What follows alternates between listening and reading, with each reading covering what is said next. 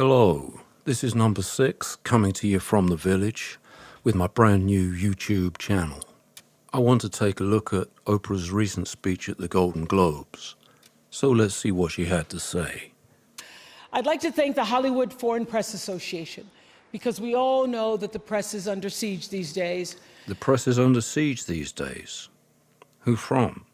People who think they shouldn't be misusing their power to push a corporate agenda or a biased political viewpoint?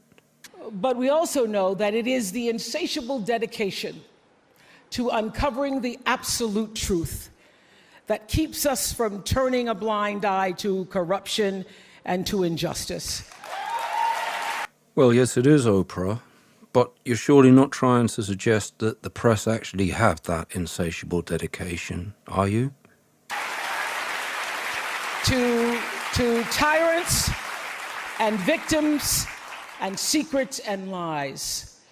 I want to say that I value the press more than ever before as we try to navigate these complicated times. Well, I have to say you're out of step with the majority there, Oprah, because most people value the press today less than ever before. And the reason why is because they're responsible for propagating those secrets and lies. Which brings me to this. What I know for sure is that speaking your truth is the most powerful tool we all have. Did you notice how she's just changed the kind of truth from the absolute truth a moment ago to speaking your truth? I wonder where she's going with this. And I'm especially proud and inspired by all the women who have felt strong enough and empowered enough to speak up and share their personal stories. Each of us in this room are celebrated because of the stories that we tell. Yes, Oprah, but the stories that actors tell are the antithesis of the absolute truth that you were talking about earlier on. They are just stories. Also, did you notice how the men have just disappeared? Earlier on, she was celebrating the wonderful men and women. And now that we're on to Me Too, it's just women. When they're trying to portray Me Too as not being a hate campaign against men, they'll take care to say that we've had tweets from some men as well. So no, guys, it's not just man bashing. This affects you too. Oprah's not bothering with that today, though she's going right for the throat. And this year, we became the story. But it's not just a story affecting the entertainment industry. It's one that transcends any culture, geography, race, religion, politics, or workplace. So I want tonight to express gratitude to all the women who have endured years of abuse and assault because they, like my mother, had children to feed and bills to pay and dreams to pursue.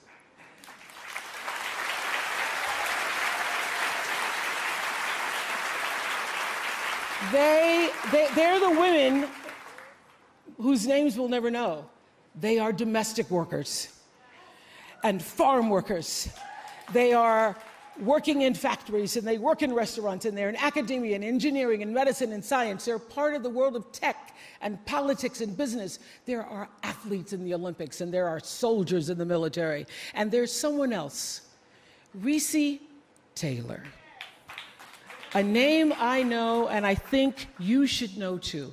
In 1944, Recy Taylor was a young wife and a mother. She was just walking home from a church service she'd attended in Abbeville, Alabama, when she was abducted by 6 armed white men, raped and left blindfolded by the side of the road, coming home from church.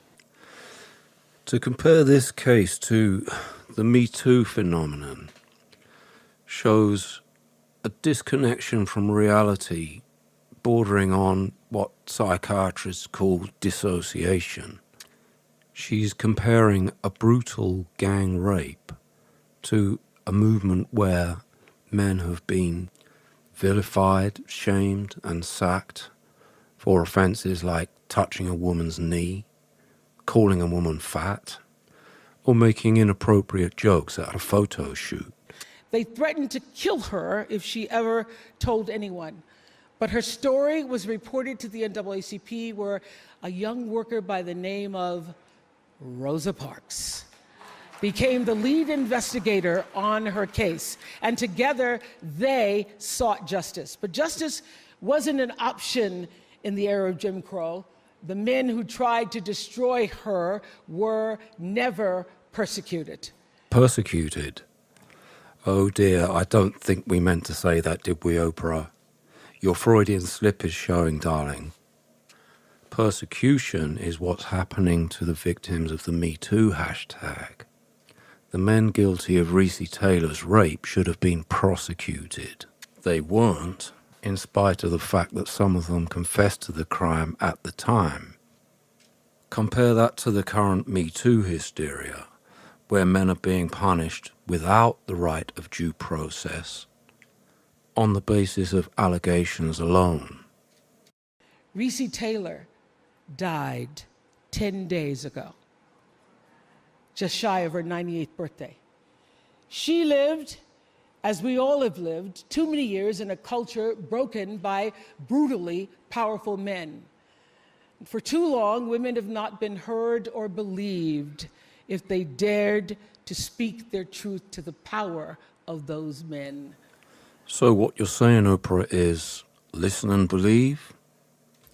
I can't help wondering, since Recy Taylor came from an era before the madness of third-wave feminism, what would she have thought about hearing her ordeal compared to a woman who takes to Twitter to complain about a man who she doesn't fancy, telling her that she looks nice?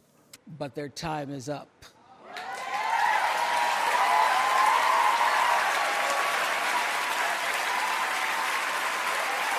Their time is up.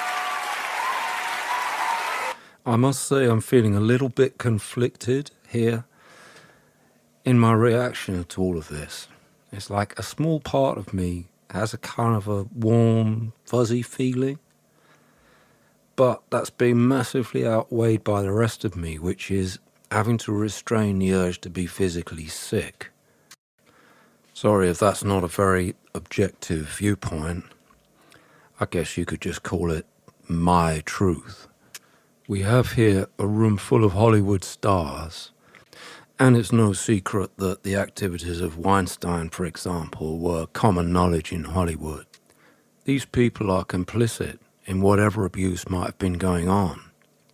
Now all of a sudden they think they're going to become like one of the parts they play in one of their films, one of the Marvel Avengers perhaps, donning a cape to fight for righteousness and justice. But then I suppose we shouldn't expect anything better. These are people, after all, who make a living pretending to be somebody that they're not. The time is up. And I just hope that Recy Taylor died knowing that her truth, like the truth of so many other women who were tormented in those years, and even now tormented, goes marching on. It was somewhere in Rosa Parks' heart almost 11 years later when she made the decision to stay seated on that bus in Montgomery. And it's here with every woman who chooses to say, "Me too." And every man who chooses to listen. Older men are back. That's nice. Makes it all so much more inclusive, don't you think? Just remember what your role is, though, man. It's just to listen and believe. Because your truth is not important. Okay, so she then goes on to a rabble-rousing finish where she seems to be trying to emulate Dr. Luther King without any kind of success, in my opinion. I'm not going to bother going into any of that here. If you want to see the whole speech, then you can follow the link. Some people have suggested that this speech from Oprah was presidential. If that's the intention, I can't see her doing any better than Clinton did. So, at any rate, that's about all I've got to say on the subject of Oprah at the Golden Globes. If you have anything that you want to add to it, please use the comments and do that. And if you've enjoyed this video, please hit that like button and let me know. Be seeing you.